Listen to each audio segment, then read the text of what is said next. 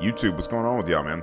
Today in this video, I want to talk about something that's been floating around the web lately, and a lot of people have been talking about this. We've actually covered it a lot on our videos here in regards to EOMM and losers queue, matchmaking in general and stuff. But this is something that now I kind of have a different perspective about, and I just kind of want to delve into it and talk about it a little bit. Before we get into the video, I just want to say thanks to U4GM, their sponsorship. They are a pro web provide Marvel Rivals bundles with a cheap price and fast delivery. They have more than 11K good comments. The web is really worth a try. Make sure to use my discount code DARK for an extra 6% off. Okay, so let's get into the video. So this image that I'm putting up right here for you guys, this is an image that I saw this morning in my Discord, which if you haven't joined the Discord, I really recommend joining that. You can find a lot of people to play with, different coaches and stuff, or you can just come in there and just have chats with me and do stages and maybe potentially be in a video. But nonetheless, someone had posted this, and it wasn't shortly after that I was in the Marvel Rivals Twitter account, and someone had brought this image up as well. Actually, a few people had brought it up. It was just that I just happened to be seeing. Isn't it weird how that happens sometimes? How you see something and then all of a sudden you start seeing it everywhere. I'm sure there's a term for that. But nonetheless, though, like I said, I thought that was really interesting. And it made me kind of think, because the last video that I did, if you haven't watched that video, I actually did a console run for Marvel Rivals, where I started out on my Xbox, which I never touch because I'm pretty much always on PC for everything, unless there's some reason that I can't play that game on the PC. Maybe it's too buggy or something, but 99.9% of the time, I'm on my PC.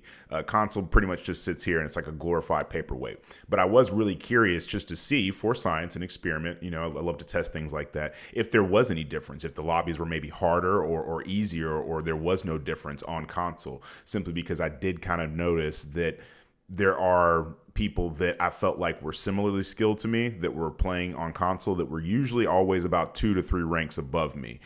So I just kind of thought it was interesting, and I gave that a try. And if you haven't seen that video, if you want to go back and watch it, that's fine, and see the whole entire breakdown. I showed the history and everything. The account is open for you all to be able to go into the trackers and look for yourself. Nonetheless, it gave me a completely different experience, because on my PC, it is a struggle to get out of bronze, to get out of gold. To get out of silver, to get out of gold.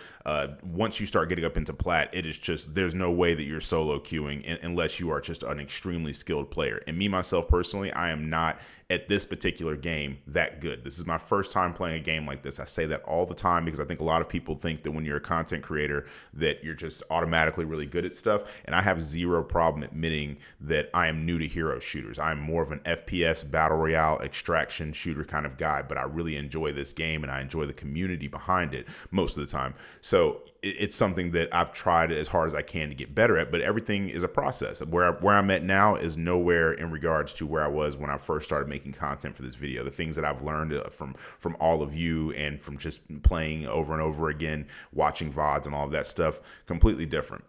Nonetheless, the point that I'm making is that once I started playing on console, it gave me a completely different perspective. Now, there's another thing too that needs to be talked about here is that Smurfing and making alt accounts. Now, a lot of people, they defend alt accounts with their lives. They will come up with any reason possible to defend an alt account. But the truth of the matter is that just like I thought for a long time, and it is something I'd have to show and prove, but pretty much every person that I have talked to in previous videos in the comments, they have all said the same exact thing, that their alts are usually higher if they have time to play on them regularly. Their alts are usually higher ranks and have easier lobbies than their main accounts. So there's clearly something that's going on there when you have just one account that you play on, kind of like myself. The only time that I've ever had in what you can consider an alt, which I don't really consider it an alt because it's literally on a different console, or it's on a console, whereas I usually play on a PC, and I can't. It's not like I could transfer my account over to the console. It doesn't work that way. There is no cross progression. So I had to start a new account to be able to play on console. But nonetheless, though, on my PC to this day, I still don't have an alt. And even if I made an alt account, it would solely be to prove or disprove the theory that I have about it and what a lot of other people have said about it too. So, like I said, though, from playing on console, it gave me a completely different perspective of this game. I was sitting there and I did the first part of this all on stream, and we didn't lose a single game the whole entire, 3 hours that I streamed. Now, granted, part of that was me talking because I like to stop while I'm playing and talk to, other people in the chat and stuff like that and really make sure that everybody gets talked to.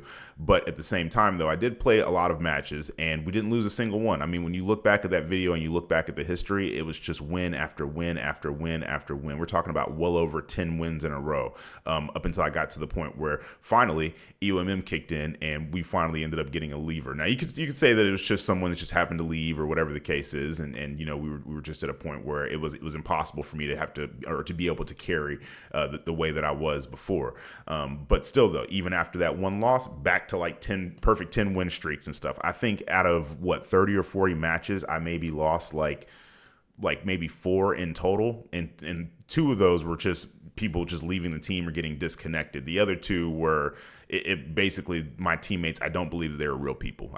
I'm fairly certain that these were not real people, because I know people that are terrible at video games, and even they would have more awareness than what this AI that I got as teammates did. So it gets to a point to where no matter how good you are, there's only so much that you can carry. Especially with me, like I said, I'm not the best. I'm sure there's people out there who do have like these 100% win rates, and that's usually only in like lower ranks. Once you get up to higher ranks, you're gonna have to have at least something that can kind of, there's someone that can actually like stay alive for a few seconds, so they can at least be used as a distraction. So you know, that's what it is. But like I said, though, let's get to losers queue and what people kind of like perceive that to be. So with losers queue, what a lot of people perceive that to be is kind of similar to EOMM. And if you don't know what losers queue is, let me explain EOMM first. So EOMM is engagement optimized matchmaking, which basically in a nutshell means that the game is going to try as hard as it can to keep you at a 50% win rate. Now, pay attention to the fact that I said it is going to try to keep you at a 50% win rate.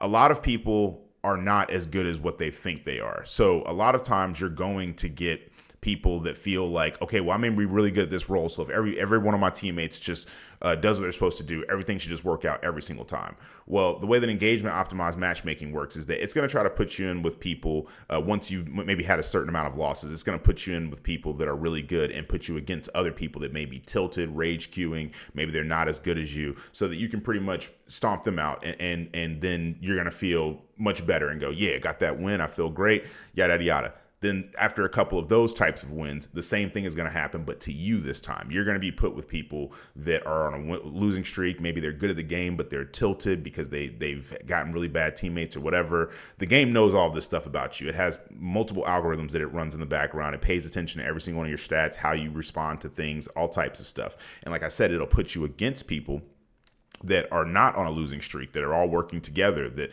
have more positive outlook on things, et cetera, et cetera.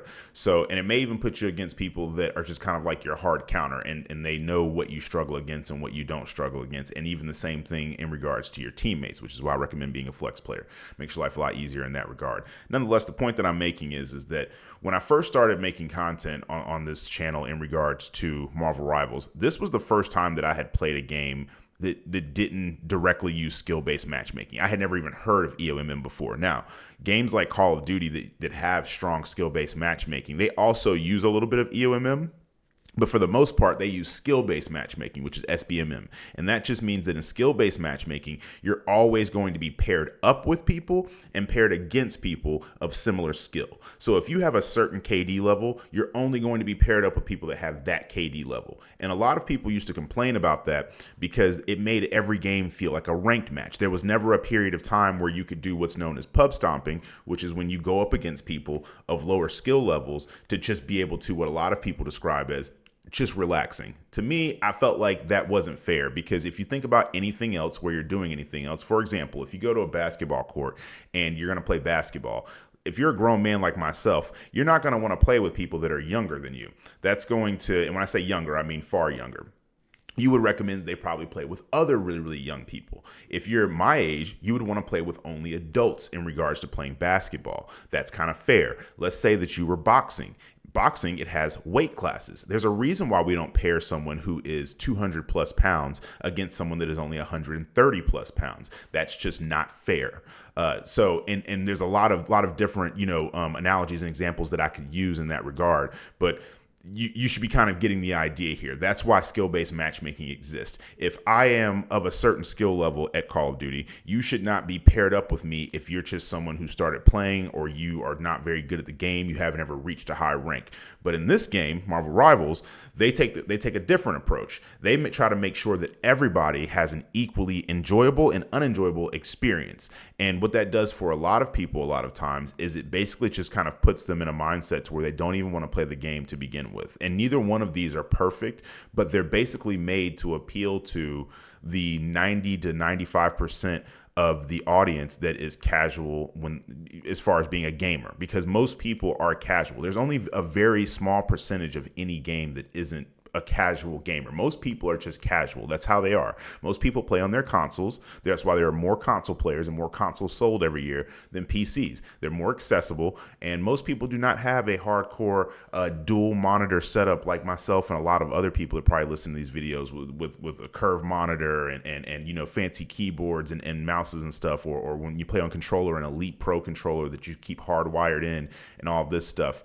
Most people are just kind of sitting back in their living room. They got a bunch of stuff going on. People walking back and forth. They're playing on a giant TV or a smaller TV from across the room. The couch gamers, which there's nothing wrong with that. Gaming is supposed to be fun at the end of the day. People like me, though, I'm competitive, so gaming is rarely ever fun for me. But what is fun is me learning and growing in the end result to be able to say, I did this thing. I got to this rank. For some people, they just want to put on some music or a podcast or whatever, and they just want to zone out and stroll around some giant open world or something and just do whatever it is that they have fun doing. My son, he loves to play Roblox. He just sits in there. He doesn't even really play like a lot of games on Roblox. He goes to like these like more social type of environments where people just kind of get up together. They stand around, they type out messages and talk to each other, just kind of like if they were at school or at a party or whatever. They're younger, so that's more what they're doing is trying to be social and stuff. Now, he does play video games, but even when he plays stuff like Fortnite, he rarely plays actually like the battle royale. He usually just goes into these social settings where people get together. Sometimes I'll go on there and they just have like a disco ball and they're dancing around and showing off their cosmetics and outfits and stuff like that. So gaming is different for everybody, but the majority of people play games to have fun and are casual. So now we talk about Losers Queue. And with Losers Queue, there's a lot of people that believe that you are being put into a situation where you're going to just lose games for whatever that period of time looks like. Now, for me, what Losers Queue looks like is usually, let's say I'm playing ranked, because I really don't consider it Losers Queue when I'm in quick play, because I just assume everyone in quick play is just doing their own thing. And that's where they're going to learn or lord out characters or whatever it is that they feel like doing. And I don't ever expect anything from anyone. You'll never see me going, guys, I really want to win this quick play match. You need to lock it in. No, I don't care. I could not care less. It's not possible for me to care any less what happens in quick play. I am doing all the stuff that I don't want to do in ranked. Now, the second that we go into ranked, I'm expecting things out of you. I'm expecting you to know your role. I'm expecting you to stay in your position. I'm expecting you, if you're DPS, to DPS. If you're a tank, to tank, make space. If you're a healer, I'm expecting you to stay on those heals and ping when you're getting dived. I have expectations out of you. And there's nothing that I expect out of you that I don't doubly expect out of myself. Right? Like, that's how that should work. You can't sit here and say, I expect you to be an amazing healer, but I have no idea how to heal. I can't expect you to be an amazing DPS, but I have no idea how to get out there and secure eliminations. I can't expect you to make space as a tank, but I have no idea what making space is like. That's why I flex, so that I can actually understand all the different roles and what they require, because that just makes me a better teammate. So I'm saying all that to say that when I first started out, I really used to think that Losers Queue and EOMM was a lot more powerful than what it is. And I'll be honest with you. That is because I was far more unexperienced than I am now. There's a lot of things I didn't know. And when I first started out, it was very obvious. When I was in bronze, getting out of bronze was like ridiculous. I felt like it was the sweatiest thing ever. And I had never experienced that in a game before. Then I got up to silver. It was the same exact thing. I had to learn new things. The things I was doing in bronze were not working in silver now. People were getting smarter. They were working together better. They had better strategy. They had a wider array of characters that they knew and understood. Then you get up to gold, and it's like, holy, am I ever going to get out of this? Then I finally got up to plat. And at this point, I started feeling like, okay, well, now I'm actually starting to get some type of a grasp on the game. Do I know everything about it? Not even remotely. But I am starting to get a better understanding of the game than I had before. And then I got hard stuck in plat. That was my ceiling for the first season. Now I'm to a point to where this season actually feels like it is harder than the previous season. Getting up to plat this time around felt almost impossible. And the people that were in plat felt like they didn't really belong in plat. Now, a lot of people are saying there's everybody got dropped down. So the ranks are a lot more, they're like the Wild West in regards to skill. Sometimes you're getting people that aren't very good, that maybe you're getting boosted and carried with friends in between players. And then you're getting some like ridiculously like crazy level pro players that I have to go back and watch replays just to make sure they're not cheating. Now, this is on PC, right?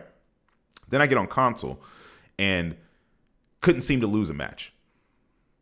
No way in any type of regard on PC would I ever go from, in 2 days, mind you, 2 days, I go from bronze to plat and lost maybe 4, maybe 5 matches. I can't remember exactly how many it was, but it was like a handful of matches. That was it. In no reality does that ever happen to me. So it's completely changed my perspective on EOMM and losers queue and stuff like that. And people are always going to have varying definitions of it, because like I said, me personally, when I lose matches, yes, it is easy, and I'm really quick to think like, oh my God, that teammate, if they would have had more healing, or if they would have done this, or they would have done that. But I can't control any of them. The only thing I can control is myself. I can complain about these people all day long, but all I can do is control myself. And there's been a lot of matches where I thought, man, it's over.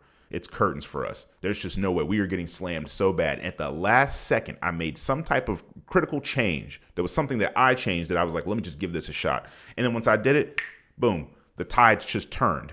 Everything was different. I'll give you an example. There's an old video that I made.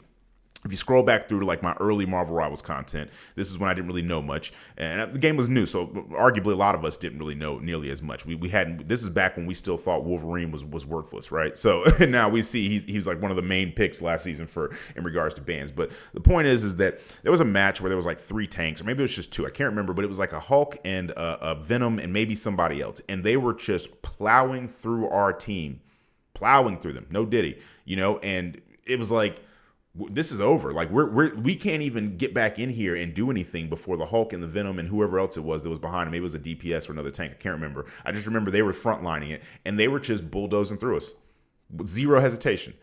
And then finally, at the very, very end, right before they get to the point, I switched over to Squirrel Girl. And when they started taking all that damage, all of a sudden, they backed off. They had no idea what to do. And we ended up winning the match. Now, there's been numerous times like this while I've been playing to where I said, man, let me just, seeing as how we're going to probably lose anyway, let me just try this character that I don't usually try, or let me do something that seems kind of different here and see if I can just kind of shake things up a little bit. And all of a sudden, based off of one thing that I changed that I did, the tide turned. Now, is that going to happen every single time? Are some matches you're just going to lose? Yeah. But should it be as long as the picture that I showed in the beginning of the video, where you have literally went down 2 ranks or 3 ranks because you're on like a 20 to 30 losing streak? I think that 2 things can be right at a time. I think that EOMM is real, no differently than skill-based matchmaking is real. But once you go past a certain level of skill, these things start to be less and less. And I'll give you an example. I know a lot of you dislike Necros. I went through my filtered comments the other day, which are the comments that YouTube automatically kind of puts in like a spam folder, or basically just these are extremely toxic kind of folder. I went through some of them the other day because I haven't went through them in a while. And every now and again, some people's comments get filtered by accident. So I just wanted to make sure there was no one who got filtered by accident. And there was a guy who must have wrote, like, no exaggeration, 10 super long paragraphs, like 10 of these things, to the point to where it took me like a minute to scroll through this whole entire comment. And this guy was really upset that I even remotely gave Necros any credit about the fact, even though I don't have anything against him, but he's not someone that I watch or care about. I only talk about him because he's relevant to a lot of you. But this gentleman was, wow, angry would be a drastic understatement, like very serious understatement. So point I'm making is that you take like Necros, for example. Necros, he went through most of the ranks fairly easily. It wasn't until he got up to like high plat or early diamond, all of a sudden, that he started to realize that you can't really just do everything alone when you're healing, and that if you just get teammates that do absolutely nothing, you're going against teammates that actually are competent and working together, you're going to get absolutely demolished. And he started ranting about EOMM. And that's like the first time that I've ever really heard him bring it up or say it. Now, then again, like I said, I don't watch him, but I feel like with as much as that the community goes back and forth over saying it's a skill issue or talking about EOMM and losers queue and stuff, someone would have, if he would have talked about this before, someone would have brought it up to use against him. So like I said, this is the first time that I had ever personally heard him saying it. And no one's corrected me since the last time that I said that was the first time I heard him say it. Point I'm making is, though, is that no matter how skilled you are, once the odds are stacked against you enough, there's only so much you can do. But a lot of times it may seem like you're in this hopeless situation, but yet we just don't believe in ourselves or understand that we are the ones that are actually making a mistake, or that I'm not saying that no one else on your team is making a mistake, but sometimes you have to lead by example.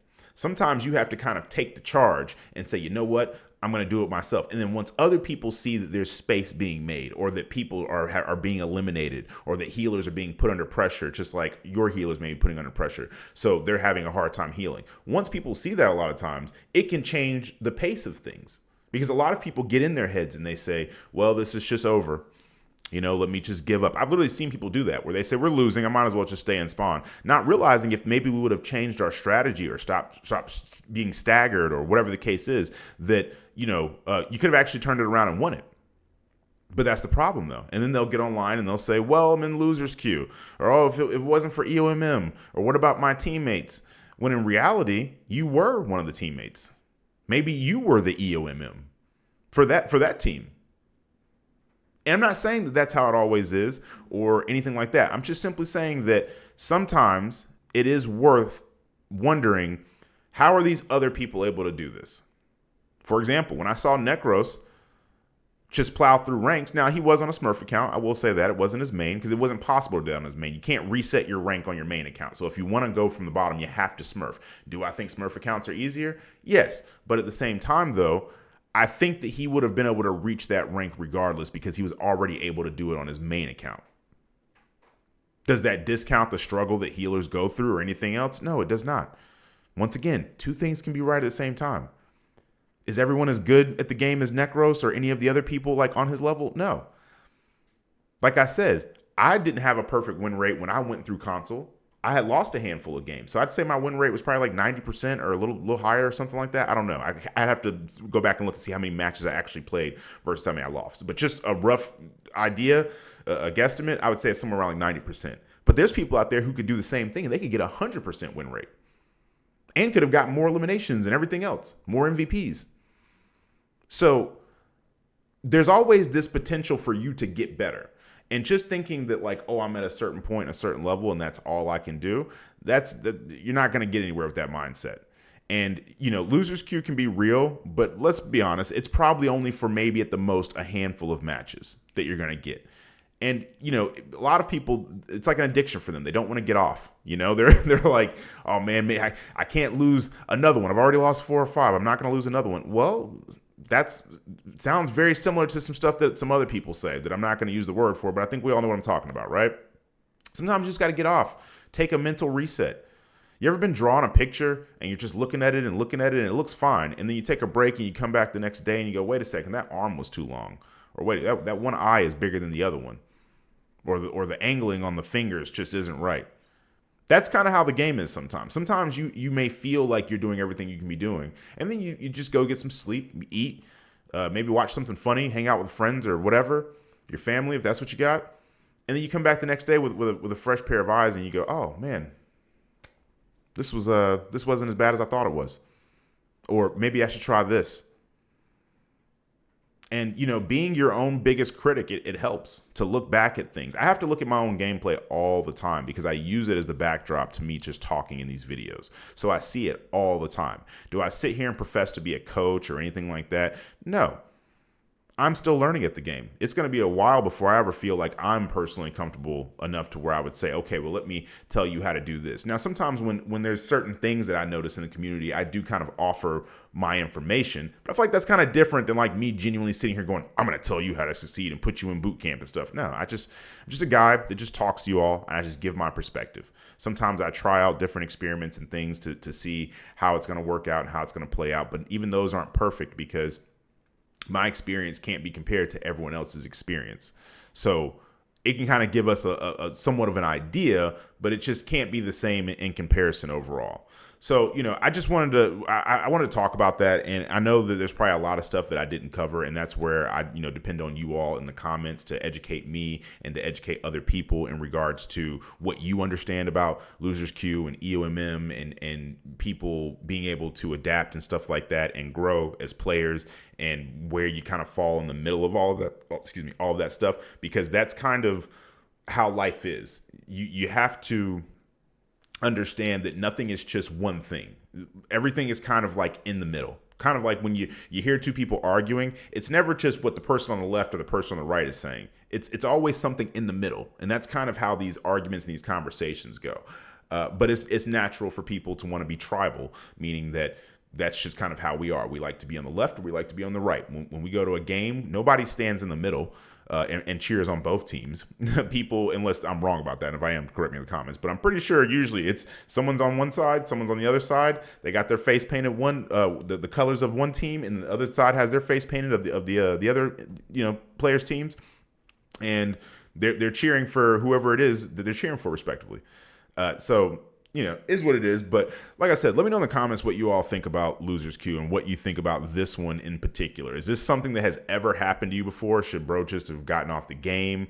Do you think that sometimes this happens? Is this something, like I said, that any of you have experienced ever in the past, or anything even remotely close to it? Me personally, I think maybe the most I've ever had is like 6 or 7 losses before I said, hey, this is just too much. I think maybe I'm just getting tired or hungry or something. Let me go do what I need to do, and I'll come back. But yeah, so just let me know in the comments what you think. I love to hear from you all, and I love to see all your different perspectives, because my perspective is just my perspective. It's not the one all to end all. So, but yeah, that's all I have for this video, though. This is Father Dark, and I'll catch you on the next one.